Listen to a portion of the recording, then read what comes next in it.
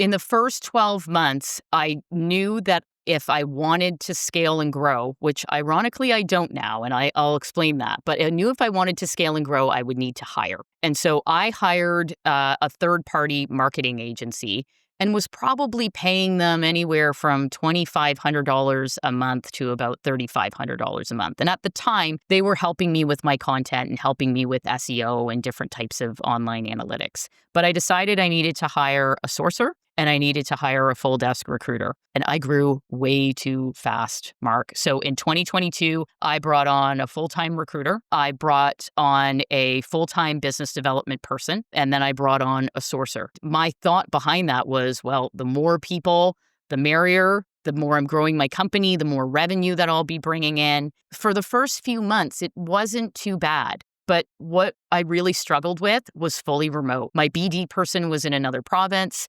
My recruiter, although local, we only saw each other about once a week, even though I had spent the time. Everything I do is templatized.